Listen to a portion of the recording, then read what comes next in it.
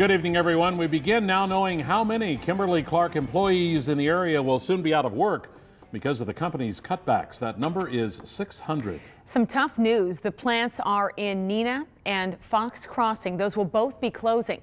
Tonight we are following up on this announcement. Fox 11's Gabrielle Mays joins us right now from outside of Kimberly Clark's Neenah facility. Gabrielle, what can you tell us? Michelle, when I talked to Neenah's mayor this morning, he told me that the news hit him in the gut. And, you know, that's likely a feeling that many people who work for Kimberly Clark will be feeling while they're looking for new jobs. I have Neenah Mayor Dean Coffordt spent most of his morning on the phone and processing the news about Kimberly Clark's closing its Neenah nonwoven facility, as well as the Cold Spring facility in Fox Crossing. It's one of those days where, you know, you hope your community doesn't have to go through these things. Rumblings of the closure came a week ago when Kimberly Clark announced plans to cut 5,000 to 5,500 jobs worldwide, about 12 to 13% of its workforce. Then Wednesday, the company released a statement that says in part, Kimberly Clark informed employees at the Neenah Nonwovens facility of its plans to close this facility within the next 18 months. Any final decisions related to the Neenah Cold Spring facility will be announced by the company after appropriate consultation and/or negotiations with the union and other labor stakeholders.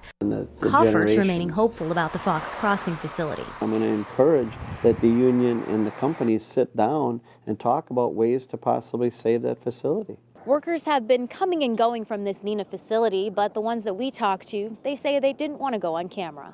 The mayor says the loss goes beyond the Kimberly Clark facilities. Whenever a company like this shuts down, the goods and services that they get from other companies within the region in the valley, and particularly Neenah, that goes away too. So there's impacts felt down the road.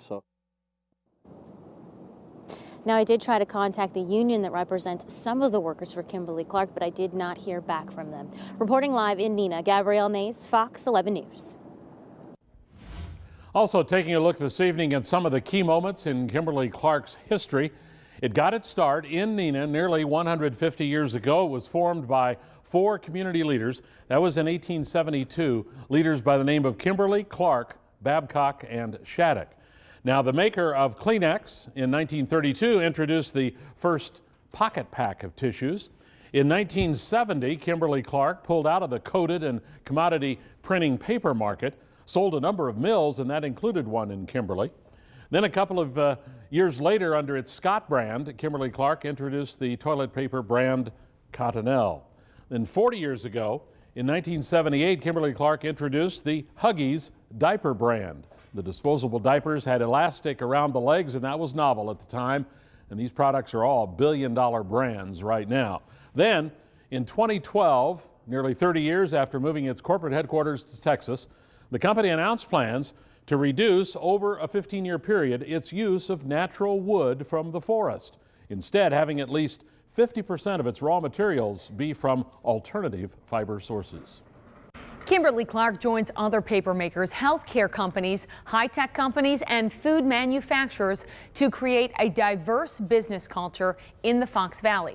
According to Fox Cities Regional Partnership, the top 2 largest employers in the Fox Valley are Theta Claire, followed by Affinity Healthcare System. Kimberly Clark is 3rd on that list.